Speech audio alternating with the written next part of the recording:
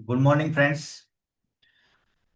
आज हम देखेंगे पोस्ट ऑफिस का जो आरडी अकाउंट होता है उसके लिए जो क्लोजर फॉर्म मैच्योरिटी के बाद हमें पोस्ट ऑफिस में जाके हमारी जो तिथि है मैच्योरिटी की उस तिथि पर पोस्ट ऑफिस में एप्लीकेशन सबमिट करना होता है।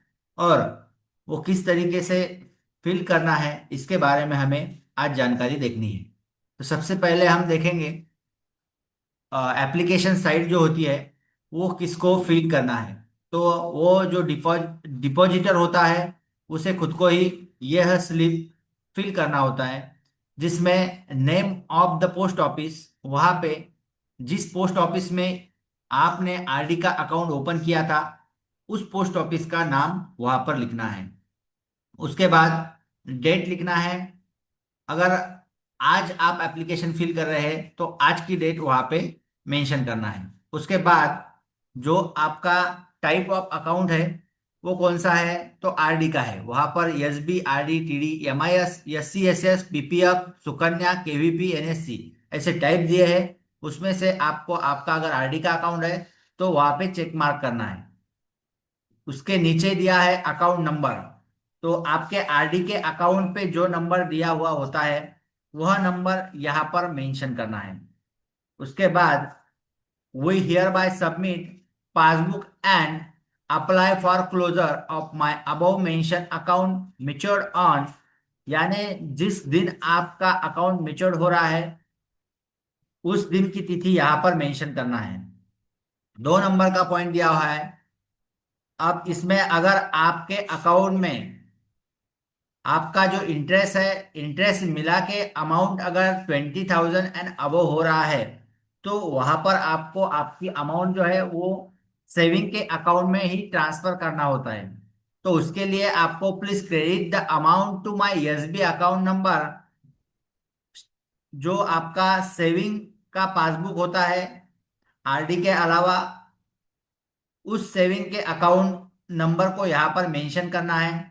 स्टैंडिंग एट, यानी आपने जहां पर वो अकाउंट ओपन किया था सेविंग का, अगर बुल्डाना एचओ में किया है तो बुल्डाना एचओ का नाम मेंशन करेंगे, या जिस भी पोस्ट ऑफिस में आपने ओपन किया था उस पोस्ट ऑफिस का नाम वहां पर मेंशन कर सकते हैं आप।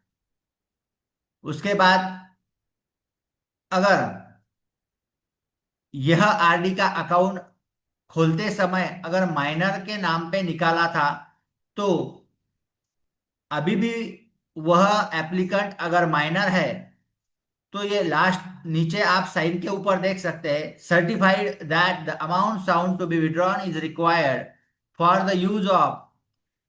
जो भी माइनर एप्लीकेंट था उसका नाम वहां पर मेंशन किया जाएगा। Who is alive a steel a minor on sound mind. Okay. उसके नीचे एप्लीकेंट ने या गार्डियन ने यहाँ पर साइन करना है, नीचे सिग्नेचर और thumb impression of account holder और गार्डियन। इसमें अगर थंब इंप्रेशन का अगर एप्लीकेंट है तो उसके लिए आपको एक विटनेस की जरूरत होती है और दूसरा जो होता है वो दस्तूर। तो विटनेस का साइन, उसके नीचे नाम, नाम के नीचे पूरा एड्रेस और एड्रेस के नीचे मोबाइल, इस तरीके से आपको वहां पर मेंशन करना है। अगर वो इलिटरेट पर्सन है, थंब इंप्रेशन वाला है तो ही ये करना है। अगर पढ़ा हुआ इंसान है तो उनकी साइन रहेगी तो इस चीज की जरूरत नहीं है। अब पेमेंट ऑर्डर या पेमेंट साइट जो होती है वो ऑफिस वाले फिल करेंगे। तो पोस्ट ऑफिस में डेट जो है वो मेंशन करना है, जिस दिन ये ट्रांजैक्शन हो रहा है उसकी तिथि यहाँ पर मेंशन करना है। उसके बाद पेमेंट डिटेल्स में उस आरडी के पासबुक में जितना अमाउंट डिपॉजिट किया था आज तक की डेट तक, यानी मेच्योरिटी के डेट तक की जितनी भी अमाउंट होगी, एग्जाम्पल के तौर पे वहां पर दिया है 30,000 रुपए, अगर उस पासबुक में मेंशन है तो 30,000 रुपीज वहां पर लिखना है। उसके बाद जब सिस्टम में क्लोज किया जाता है अकाउंट तो वहां पर इंटरेस्ट कितना देना है वह आपको दिखाई दिया जाता है। तो उतना इंटरेस्ट वहां पर मेंशन करना है, 6,360 रुपए। अब total amount to be paid, यानी दोनों मिला के उनकी प्रिंसिपल और इंटरेस्ट दोनों मिलाकर कितना अमाउंट हो रहा है, वो अमाउंट पहले न्यूमेरिकल में वहां पर लिखना है इन फिगर 36,360। उसके नीचे वर्ड्स में लिखना है, उसमें कोई भी मिस्टेक नहीं होनी चाहिए, और यह लिखते वक्त रेड पेन से लिखना जरूरी है। उसके बाद acquittance to be filled by depositor, यानी जितना अमाउंट ऊपर लिखा गया है उतना ही हम कस्टमर यानी एप्लीकेंट को देने वाले हैं। तो उसकी वजह से उन्हें वो अमाउंट जो है वो एक्सेप्ट करना है, तो वह यहाँ पर लिख देंगे कि 36,300 इन फिगर एंड वर्ड्स दोनों में वहां पर मेंशन कर देंगे।